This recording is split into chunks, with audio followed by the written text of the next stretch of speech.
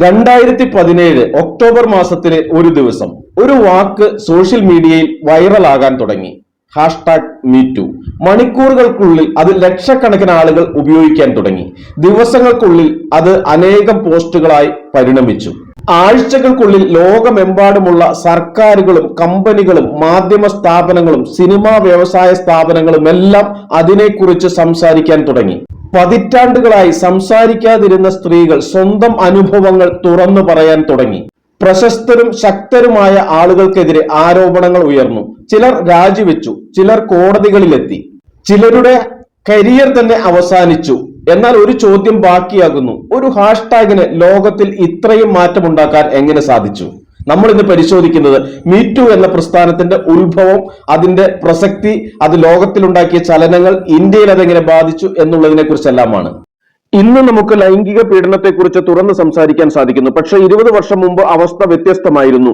ഒരു സ്ത്രീ തന്റെ തൊഴിലുടമയ്ക്കെതിരെ പരാതി പറഞ്ഞാൽ എന്ത് സംഭവിക്കുമായിരുന്നു? അവളെയാണ് പലപ്പോഴും കുറ്റപ്പെടുത്തിയത്. എന്തിനാണ് ഇത്രയും വർഷം കഴിഞ്ഞ് പറയുന്നത്? തെളിവ് എവിടെയാണ്? ഇപ്പോൾ പറയുന്നതിന്റെ ഉദ്ദേശം എന്താണ്? ഇത്തരത്തിലുള്ള ചോദ്യങ്ങളായിരുന്നു കൂടുതലും, പ്രത്യേകിച്ച് സിനിമാ മേഖലയിൽ. Hollywood, Bollywood, European cinema, television മേഖല തുടങ്ങിയ മേഖലകളിൽ എല്ലായിടത്തും അധികാരമുള്ള വ്യക്തികൾക്കെതിരെ സംസാരിക്കാൻ പലർക്കും പേടിയായിരുന്നു. കാരണം ഒരു സ്വന്തം കരിയർ തന്നെ അവസാനിപ്പിക്കാൻ പോരുന്നവയായിരുന്നു. ആ സാഹചര്യത്തിലാണ് അമേരിക്കയിലെ ഒരു സാമൂഹിക പ്രവർത്തക ഒരാശയം മുന്നോട്ട് വെച്ചത്. 2006 അമേരിക്കയിലെ സാമൂഹിക പ്രവർത്തകയായ തരാന ബർക്ക് പീഡനം നേരിടുന്ന, അപമാനം നേരിടുന്ന പെൺകുട്ടികൾക്ക് തുറന്നു പറയാൻ വേണ്ടി ഒരു ആശയം മുന്നോട്ട് വെച്ചു. മീറ്റു എന്നായിരുന്നു അതിന്റെ പേര്. തരാന ബർക്ക് പിന്നീട് പല അഭിമുഖങ്ങളിലും പറഞ്ഞിട്ടുണ്ട്, ദുരന്തം നേരിട്ട, അപമാനം നേരിട്ട ഒരു പെൺകുട്ടി തന്നോട് അതിനെക്കുറിച്ച് വിവരിച്ചപ്പോൾ എന്റെ മനസ്സിൽ തോന്നിയ തിരിച്ചുള്ള ഒരു പ്രതികരണ വാക്കായിരുന്നു മീറ്റു. കാരണം എനിക്കും അത്തരത്തിൽ അനുഭവങ്ങളുണ്ട്.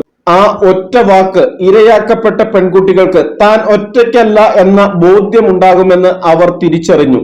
അങ്ങനെയാണ് മീറ്റു എന്ന പ്രസ്ഥാനത്തിന്റെ തുടക്കം. എന്നാൽ അത് അന്ന് ലോകവ്യാപകമായില്ല. കാരണം സോഷ്യൽ മീഡിയയുടെ കാലഘട്ടം അത്ര ശക്തമായിരുന്നില്ല. എന്നിരുന്നാലും ഒരു വിത്ത് നട്ടു കഴിഞ്ഞിരുന്നു. 2017 ആ വിത്ത് ലോകത്തെ നടുക്കുന്ന ഒരു പ്രസ്ഥാനമായി വളർന്നു. കേന്ദ്ര കഥാപാത്രം ഒരാളായിരുന്നു, ഹാർവി വെയിൻസ്റ്റീൻ. ഹോളിവുഡിലെ ഏറ്റവും സ്വാധീനമുള്ള വ്യക്തി, ഒരുപാട് ഓസ്കാർ ചിത്രങ്ങളുടെ പിന്നിലെ ശക്തി, ഒരുപാട് നടന്മാരുടെയും സംവിധായകരുടെയും കരിയർ നിർണ്ണയിക്കാൻ സ്വാധീനമുള്ള വ്യക്തി. 2017 ഒക്ടോബറിൽ പ്രമുഖ മാധ്യമങ്ങൾ അദ്ദേഹത്തിനെതിരെ നിരവധി സ്ത്രീകൾ ഉന്നയിച്ച ലൈംഗിക ആരോപണങ്ങൾ പുറത്തുവിട്ടു. ലൈംഗിക ആരോപണം ഉന്നയിച്ചവരിൽ ഹോളിവുഡിലെ പ്രശസ്തരായ നടിമാരും ഉണ്ടായിരുന്നു. വർഷങ്ങളായി രഹസ്യമായി സംസാരിച്ചിരുന്ന അത്തരം കാര്യങ്ങൾ കേട്ട് ലോകം ഞെട്ടി. ഈ സംഭവങ്ങൾക്കിടയിലാണ് നടി അലീസ മിലാനോ ട്വിറ്ററിൽ ഒരു സന്ദേശം പങ്കുവച്ചത്. ലൈംഗിക അതിക്രമങ്ങൾക്ക് ഇരയായിട്ടുള്ളവർ ഹാഷ്ടാഗ് മീറ്റു എന്ന് പ്രചരിപ്പിക്കുക. അവർ പോലും ഇത്രയും വലിയ ഒരു പ്രതികരണം പ്രതീക്ഷിച്ചിട്ടുണ്ടായിരുന്നില്ല. 24 മണിക്കൂറിനുള്ളിൽ ലക്ഷക്കണക്കിന് പോസ്റ്റുകൾ, ചില ദിവസങ്ങളിൽ അത് കോടികൾ കടന്നു. ലോകത്തിന്റെ വിവിധ ഭാഗങ്ങളിൽ നിന്ന് പുരുഷന്മാരും സ്ത്രീകളും അവരുടെ അനുഭവങ്ങൾ പങ്കുവെക്കാൻ തുടങ്ങി. അങ്ങനെയാണ് ഹാഷ്ടാഗ് മീറ്റു ഒരു ആഗോള പ്രസ്ഥാനമായി മാറിയത്. മീറ്റുവിന്റെ ഏറ്റവും വലിയ ശക്തി എന്തായിരുന്നു? അതൊരു നിയമപ്രസ്ഥാനമായിരുന്നില്ല, ഒരു രാഷ്ട്രീയ പാർട്ടിയുമല്ല, ഒരു സംഘടനയുമല്ല. അത് അനുഭവങ്ങൾ പങ്കുവെക്കുന്ന ഒരു കൂട്ടായ ശബ്ദമായിരുന്നു. ഒരു സ്ത്രീ പറഞ്ഞപ്പോൾ മറ്റൊരാൾ പറഞ്ഞു, അവളെ പിന്തുടർന്ന് മറ്റൊരാൾ. അങ്ങനെ വർഷങ്ങളായി മറഞ്ഞു കിടന്ന കഥകൾ പുറത്തു വന്നു. ഹോളിവുഡിൽ, ബ്രോഡ്വേയിൽ, ന്യൂസ് റൂമുകളിൽ, കായിക രംഗത്ത്, സർവകലാശാലകളിൽ, സാങ്കേതിക കമ്പനികളിൽ, എല്ലായിടത്തും. ഹാഷ്ടാഗ് മീറ്റുവിന് ശേഷം രാജ്യങ്ങളിൽ വലിയ മാറ്റം സംഭവിക്കാൻ തുടങ്ങി.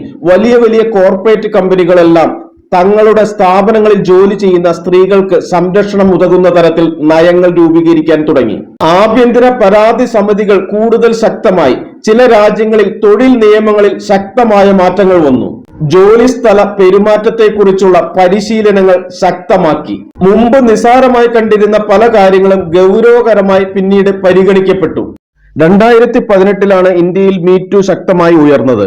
ഇതിന് തുടക്കമിട്ടത് നടി തനുശ്രീ ദത്തയായിരുന്നു. 2008 നടന്നതായി അവർ പറഞ്ഞ അനുഭവം വീണ്ടും പൊതുജനങ്ങൾക്ക് മുന്നിൽ അവതരിപ്പിച്ചു. അതിൽ നടൻ നാനാ പടേക്കർക്കെതിരായ ആരോപണങ്ങളും ഉൾപ്പെട്ടിരുന്നു. ഈ വെളിപ്പെടുത്തൽ രാജ്യവ്യാപകമായി ചർച്ചയായി. അതിനുശേഷം ഇന്ത്യയിൽ ഒരു വലിയ മീറ്റു തരംഗം ആരംഭിച്ചു. ഇന്ത്യയിൽ സിനിമ മാത്രമല്ല ബാധിക്കപ്പെട്ടത്. മാധ്യമ മേഖലയിൽ നിന്ന് നിരവധി വനിതാ പത്രപ്രവർത്തകർ സ്വന്തം അനുഭവങ്ങൾ പങ്കുവച്ചു.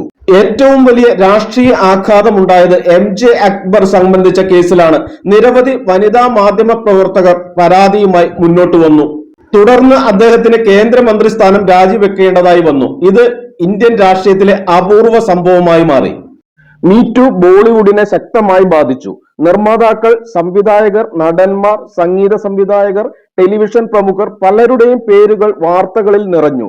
സജിദ് ഖാൻ, വികാസ് ബഹൽ, അനു മാലിക്, അലോക് നാഥ്, രാജ്കുമാർ ഹിറാനി തുടങ്ങിയ നിരവധി പ്രമുഖരുടെ പേരുകൾ പൊതു ചർച്ചകളിൽ നിറഞ്ഞു നിന്നു. കേരളത്തിലും സ്ത്രീ സുരക്ഷയെക്കുറിച്ചുള്ള ചർച്ചകൾ സജീവമായി. വിമൻ ഇൻ സിനിമ കളക്റ്റീവ് അഥവാ WCC പോലുള്ള സംഘടനകൾ സിനിമാ രംഗത്തെ അധികാര ഘടനയെ ചോദ്യം ചെയ്തു തുടങ്ങി. സ്ത്രീകൾ നേരിടുന്ന തൊഴിൽപരമായ വെല്ലുവിളികൾ, ജോലി ചെയ്യുന്ന സ്ഥലത്തെ സുരക്ഷ, അവസരങ്ങളിലെ അസമത്വം എല്ലാം ചോദ്യം ചെയ്യപ്പെട്ടു. മലയാള സിനിമയിൽ സ്ത്രീകളുടെ അവകാശങ്ങളെക്കുറിച്ചുള്ള ചർച്ചകൾ മുമ്പെങ്ങുമില്ലാത്ത വിധം സജീവമായി. എന്നാൽ ഇന്ന് WCCയുടെ പ്രവർത്തനം വിമർശിക്കപ്പെട്ടുകൊണ്ടിരിക്കുകയാണ്. അത് രൂപീകരിക്കുന്ന സമയത്തെ ഉദ്ദേശ ലക്ഷ്യങ്ങൾ നിറവേറ്റാൻ സാധിച്ചോ? സംശയമാണ്. എല്ലാവരും #മീറ്റുവിനെ ഒരേപോലെ കണ്ടില്ല. ചിലർ തെളിവില്ലാതെ ആരോപണങ്ങൾ പ്രചരിപ്പിക്കുന്നുവെന്ന് വാദിച്ചു. ചിലരാകട്ടെ ഇത് വ്യക്തിവൈരാഗ്യം തീർക്കുന്നതിനുള്ള ഒരു വേദിയാക്കി മാറ്റുന്നതായും ആരോപിച്ചു. കോടതിയിലെത്തിയ ചില കേസുകളിൽ ആരോപണങ്ങൾ തെളിയിക്കപ്പെട്ടില്ല. അതുകൊണ്ട് തന്നെ പലതും കോടതി നിഷ്കരുണം വലിച്ചെറിയുന്ന അവസ്ഥയുണ്ടായി. ഇത് ആരോപണവും കുറ്റം തെളിയിക്കുന്നതും തമ്മിലുള്ള വ്യത്യാസം എന്ന തലത്തിൽ കൂടുതൽ ചർച്ച ചെയ്യപ്പെട്ടു. #മീറ്റു എല്ലാ പ്രശ്നങ്ങളും പരിഹരിച്ചില്ല. എല്ലാ സ്ത്രീകൾക്കും നീതി കിട്ടിയില്ല. എല്ലാ കേസുകളും കോടതിയിൽ വിജയിച്ചതുമില്ല. പത്രപ്രവർത്തകയായ പ്രിയ രമണി MJ അക്ബറിനെതിരെ ഉന്നയിച്ച മീറ്റു ആരോപണം എടുത്താൽ അദ്ദേഹത്തിന് മന്ത്രിസ്ഥാനം നഷ്ടപ്പെട്ടെങ്കിലും കോടതിയിൽ MJ അക്ബർ എല്ലാ ആരോപണങ്ങളും നിഷേധിച്ചു. ആരോപണങ്ങൾ വ്യാജമാണെന്നും തന്റെ സൽപ്പേരിന് കളങ്കം വരുത്താനാണ് ശ്രമമെന്നും അദ്ദേഹം പറഞ്ഞു. അതിനുശേഷം അദ്ദേഹം പ്രിയ രമണിക്കെതിരെ ക്രിമിനൽ മാനനഷ്ട കേസ് ഫയൽ ചെയ്തു. അക്ബറിന്റെ വാദം ഇങ്ങനെയായിരുന്നു: ആരോപണങ്ങൾ വ്യാജമാണ്. വർഷങ്ങൾക്ക് ശേഷമാണ് ആരോപണം ഉന്നയിച്ചത്. ഇതുമൂലം തന്റെ വ്യക്തിപരവും തൊഴിൽപരവുമായ പ്രതിച്ഛായയ്ക്ക് ദോഷമുണ്ടായി. പ്രിയ രമണിയുടെ വാദം എന്തെന്നാൽ താൻ പറഞ്ഞത് സത്യമാണ്. അധികാര സ്ഥാനത്തുള്ള ഒരാൾക്കെതിരെ അനുഭവം തുറന്നു പറയാൻ സ്ത്രീകൾക്ക് പലപ്പോഴും വർഷങ്ങൾ എടുക്കാറുണ്ട്. പൊതു താല്പര്യത്തിനു വേണ്ടിയാണ് ആരോപണം വെളിപ്പെടുത്തിയത്. 2021 റോസ് അവന്യൂ കോർട്ട് പ്രിയ രമണിയെ കുറ്റവിമുക്തയാക്കി. വിധിയിൽ കോടതി ശ്രദ്ധേയമായ ചില നിരീക്ഷണങ്ങൾ നടത്തി. ലൈംഗിക പീഡനത്തിന് ഇരയായ സ്ത്രീക്ക് വർഷങ്ങൾക്ക് ശേഷവും തന്റെ അനുഭവം തുറന്നു പറയാനുള്ള അവകാശമുണ്ട്. ഒരു സ്ത്രീയുടെ മാനവും അന്തസ്സും ഒരു വ്യക്തിയുടെ പ്രശസ്തിയേക്കാൾ പ്രധാനപ്പെട്ടതാകാം. പരാതി വൈകി എന്നത് മാത്രം കൊണ്ട് അത് അസത്യമാണെന്ന് കരുതാനാകില്ല. ഈ കേസിൽ കോടതി MJ അക്ബർ ലൈംഗിക കുറ്റം ചെയ്തുവെന്ന് പ്രഖ്യാപിച്ചിട്ടില്ല. അതുപോലെ പ്രിയ രമണി കള്ളം പറഞ്ഞുവെന്നും കോടതി പറഞ്ഞിട്ടില്ല. കോടതി പരിശോധിച്ചത് മാനനഷ്ട കേസായിരുന്നു. അതിൽ പ്രിയ രമണിയുടെ പ്രസ്താവനകൾക്ക് നിയമപരമായ സംരക്ഷണം ലഭിക്കുമെന്ന് കണ്ടെത്തി. അവരെ കുറ്റവിമുക്തയാക്കി. അതിനാൽ പ്രിയ രമണി മാനനഷ്ട കേസിൽ വിജയിച്ചു. MJ അക്ബറിന്റെ മാനനഷ്ടവാദം കോടതി അംഗീകരിച്ചില്ല. ഇത് ഇന്ത്യയിലെ മീറ്റു പ്രസ്ഥാനത്തിന്റെ ചരിത്രത്തിൽ ഒരു നിർണായക വിധിയായി തന്നെയാണ് കണക്കാക്കപ്പെട്ടു പോരുന്നത്. പോരായ്മകൾ എല്ലാം ഉണ്ടെങ്കിലും ഒരു കാര്യം സംഭവിച്ചു. ലോകമെമ്പാടുമുള്ള ആളുകൾ ആദ്യമായി വലിയ തോതിൽ സംസാരിക്കാൻ തുടങ്ങി. മുമ്പ് പറയാൻ ഭയപ്പെട്ട കാര്യങ്ങൾ പൊതുസമൂഹത്തിന്റെ ചർച്ചയായി. അധികാരമുള്ളവരെ ചോദ്യം ചെയ്യാമെന്ന ബോധം സമൂഹത്തിൽ ശക്തമായി. അതുകൊണ്ട് തന്നെ #മീറ്റു ഒരു ഹാഷ്ടാഗ് മാത്രമല്ല, അത് ഒരു സാമൂഹിക വഴിത്തിരിവാണെന്ന് നിസ്സംശയം പറയാം. 2006 ഒരു സാമൂഹിക പ്രവർത്തകയുടെ മനസ്സിൽ ജനിച്ച രണ്ട് വാക്കുകൾ മീറ്റു 2017 വലിയ ഒരു ഹാഷ്ടാഗായി ലോകത്തെ കീഴടക്കി. 2018 ഇന്ത്യയിലെ സിനിമയെയും മാധ്യമത്തെയും രാഷ്ട്രീയ സ്ഥാപനങ്ങളെയും അത് പിടിച്ചു കുലുക്കി. ഇന്നും അതിന്റെ സ്വാധീനം തുടരുകയാണ്. വെറും ഒരു വാക്കല്ല, ശബ്ദം നഷ്ടപ്പെട്ടവരുടെ ശബ്ദം തിരിച്ചു കിട്ടിയ ആത്മവിശ്വാസമായിരുന്നു. എനിക്കും അതുണ്ടായി എന്ന ഒറ്റ വാചകം ലോക ചരിത്രത്തിലെ ഏറ്റവും വലിയ സാമൂഹിക പ്രസ്ഥാനമായി മാറിയ ചരിത്രം. അതാണ് #മീറ്റു.